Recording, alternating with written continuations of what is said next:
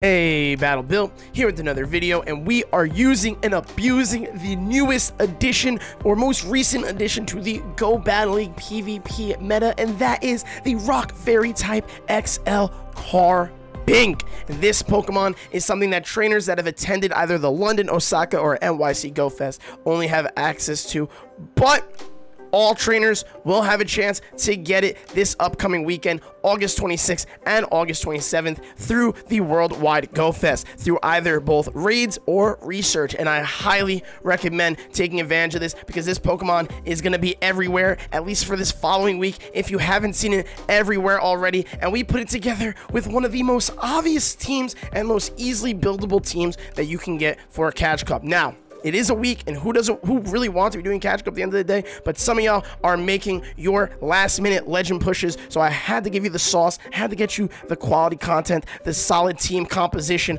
of Pokemon that you should have access to, at least with the two community day mons of Haxorus and Greninja, and then Carbink. Get your grinds on, okay? I recommend it, especially because in a week from now, we're going to be getting information about the new Go Battle League season, and depending on the updates, we'll see if Carbink is still going to remain supreme or at the top of the meta. And I'd be highly surprised if there were any major changes that they could make to the PvP meta that would take Carbink out of that top 5, top 3, top 2 spot that it's currently in. So I really recommend getting on this, grinding it as much as possible, catching and taking part in the Worldwide Go Fest so you can get access to it, and then trading the hell out of it so that you can also get all the XL candies that you need. So without further ado, here's a team comp. If you need to make a legend push, I've tanked my elo a bit to like a reasonable elo where people are at in the 2600s to show you how well this team can perform, and I have every intention of running this team back up to legend elo and potentially into leaderboards, or maybe I'll run some different Carbink variants because I do get bored of running the same team over and over again,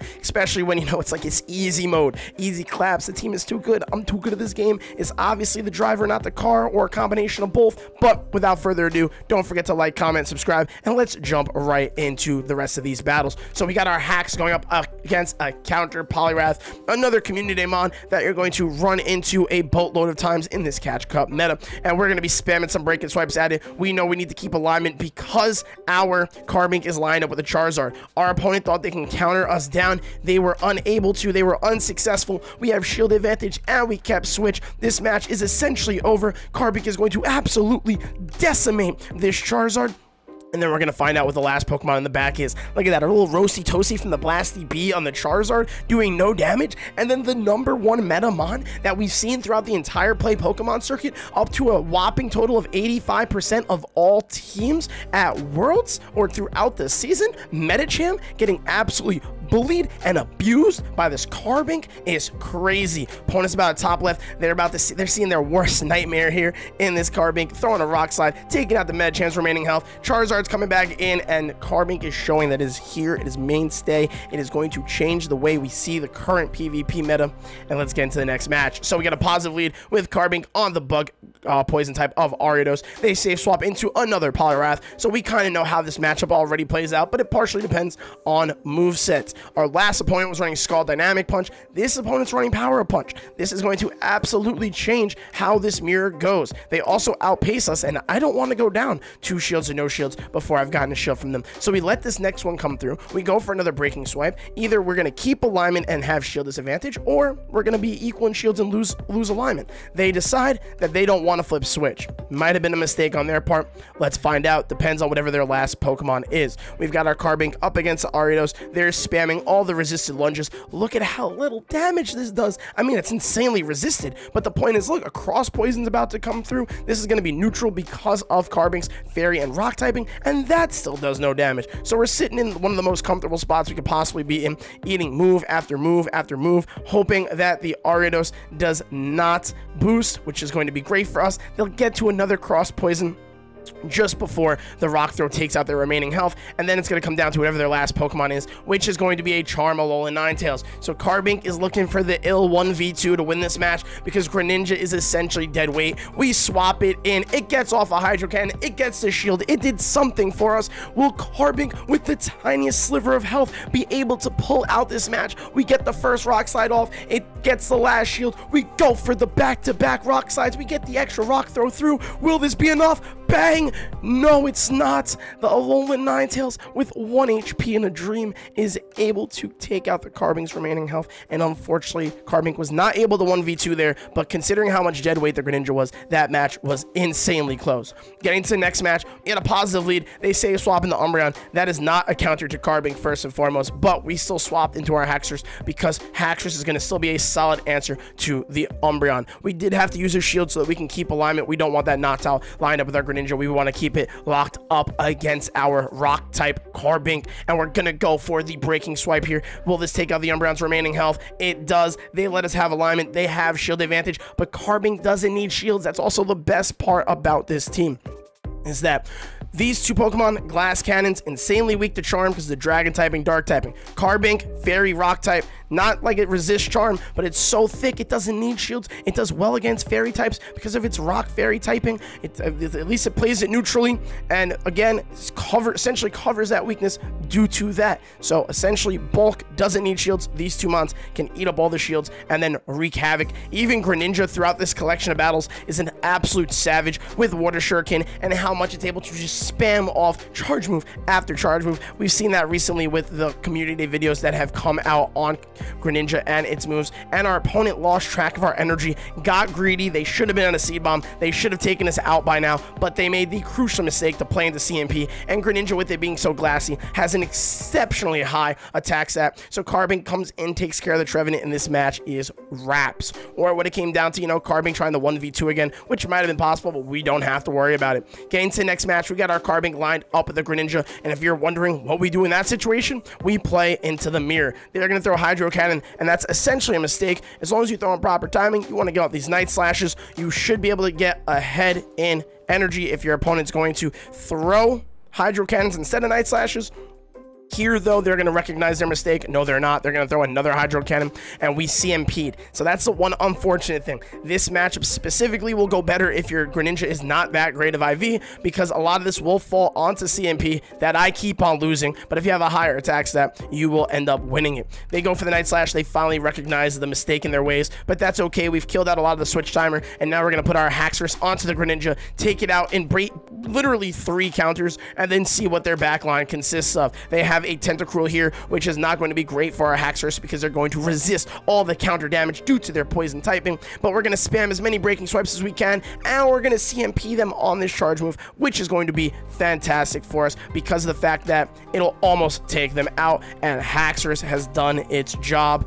I do decide the shield, though. I don't remember why I decided the shield. Oh, because I wasn't sure what their last mon was, and that's why I decided to shield. I decided to shield because they brought in Tentacruel, a poison type that would have done a little bit better against Carbink, and I felt in my mind that means their last mon's probably weak to Haxorus if that's what they're bringing in against, you know, my Haxorus. And it was a Bastiodon. And typically, even if the opponent throws the correct moves, you want to throw your Stone Edges and your Rock and your Smackdowns, or Smackdowns obviously your fast moves, so that's going to come out no matter what. But you want to throw Stone Edge, not Flamethrower, when you're the Bastiodon in this matchup. They're probably just super used to the Bastiodon mirror, and this matchup does kind of feel like it, so I can understand the mistake. Our opponent recognizes that, but essentially Carbink does lose to Bastiodon. Carbink is like the mini baby Bastiodon and has a lot of better matchups than what Bastiodon has, especially because of the fact that it has a fairy typing and it'll do well against fighters, but Bastiodon will beat Carbink because, you know, steel typing versus fairy typing. Makes sense. Wouldn't go well for Carbink. Getting to the next match, beautiful lead. They save swap into the Quagsire. We are going to match it with our Haxorus. We're going to shield up the first move because we're going to spam off some breaking swipes in hopes that, you know, I mean, we're going to get the guaranteed debuff that they'll throw consistent mud bombs, though, and then we will take that debuff damage that Haxorus will handle a lot better than the attack at its full potential stat weight. They go for another charge move here, gonna be that Mud Bomb. So just imagine, that was a debuffed Mud Bomb. Imagine how much a regularly attacked, non-debuffed Mud Bomb would have done to our Haxorus there. It would have absolutely decimated it, probably would have gotten Mud Shot down after. We want to keep alignment, though, because we cannot let that Charm Ninetales line up with our Dark-type Greninja in the back. They're going to come in with the Alola Ninetales immediately to try and snipe that Charm, but we have the charge move of Breaking Swipe, so we are going to throw that immediately and get a little bit of a debuff. They then swap right out the gate. They come in with their Toxapex. We are going to soften it up with a Rock Slide from our Carbink, and we're going to hope that Greninja can spam enough Night Slashes that it gets the remaining job of this matchup done. We're going for the first one. A boost would also be huge here and would help us a bunch, and we do get the boost. Our opponent not throwing on the best time and giving us a free Water Shuriken, goes for the Sludge Wave. Greninja, as glassy as it is, does hold on, goes for another Night Slash. Will this get the opponent's last shield? It does. Will we get to another one before getting jabbed down? Unfortunately not, but we were still able to do a decent amount of chip damage. So will Carbink be able to pull out this end game? The Fairy type taking out the Poison type and then trying to take out the Alolan Ninetales in the back. You see how much that neutral Sludge Wave does. We're trying to overfarm. We're trying to make sure that they don't swap and catch, so we're slightly worried, so we go for the Rock Throw, farm down instead. They get off the brine. The Alolan Ninetales comes in. We go for the Rock Slide. Will this take out? Will we survive? It doesn't take out. We just barely survived with the Rock Slow, and apparently their Toxapex was dead. And I watched that match in the moment and just now, and I still have zero idea how that Toxapex died. Maybe in the comment section you can let me know what the hell happened there, but regardless, the Toxapex is gone too.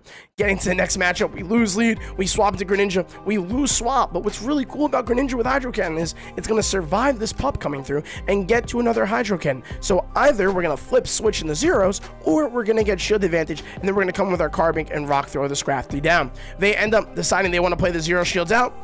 We end up flipping switch. That's huge. We put the Haxorus on the Greninja, and you can see those counters absolutely chunking away at the Greninja's health. They go for a Night Slash because it's the neutral damage. They end up boosting. We have to shield, but regardless of their boost, the Water Shurikens aren't going to do much damage, so we're going to want to go for a counter down. They then swap into their Whimsicott with Fairy Wind, and this is one of the recent buffs from this current season. Whimsicott getting access to Seed Bomb, and that's going to prove crucial in this matchup to see if Carbink is going to be able to win at the shield disadvantage that it's currently at, or if Haxorus has enough health in the back to potentially assist Carbink, so that Carbink doesn't have to do all the goddamn heavy lifting. We go for the first Rock Slide here. We get the first shield because the Whimsicott's almost out of health. We get off the second one before they get to another C-Bomb. This is going to be huge. This will either take out the Whimsicott's health or get their last shield, which it does. They're going for the charge move. We're not going to shield up the Carbink here. Our faith is in our Dragon type beating their Fairy type. They swap. They catch our Night Slash. Really good play on their end. I decide to minimal swipe the bubbles, but we end up boosting, which is huge. So we're going to be able to counter down even as we get to a charge move. And honestly, even if we didn't boost, we probably get to a charge move and win there. But really good plays by our opponent, and that is going to be GG's in that match. Getting to the next one, we have Carbink on a Haxorus. Opponent safe swaps into a Galarian Rapidash, which is really not an answer to Carbink because they have to go straight play rough, and we only take neutral damage from that. And the Psycho Cuts really don't hurt, and the play roughs really don't hurt because Carbink is in goddamn thick Pokemon. Holy sheesh. Oh my god! Wow! So thick. Anyhow, throwing up the shield here as the next play rough comes through. We're gonna end up over farming a bit, going for the Rock Slide, seeing if they want to commit their last shield or if we're gonna take out their Galarian Rapidash. They decide to commit their last shield, and we're just going to play this fully through. I think we double shields here because now we can just Rock Throw down, and our Carbink still has a fair amount of health left. They come in with the Haxorus, hoping that Haxorus can take care of this Carbink's little remaining health, and it's unable to. Even with the resisted Night Slash, it does not do enough, and the Moonblast bangs! Takes out the Hax. The Carbink's out here 1v2ing their entire team, even with Night Slash being single resistance instead double resisted, like Breaking Swipe on Haxorus. Carbink's able to clutch up there, and those were legitimately some insane catch cut battles with Carbink, showing you how much of a meta destroyer this thing is going to be. I highly recommend getting your hands on one this weekend. Tell me you're playing Global Go Fest. I really hope so. Don't forget to like, comment, and subscribe, and I will see you all in the next video. Also, thank you for watching. Peace.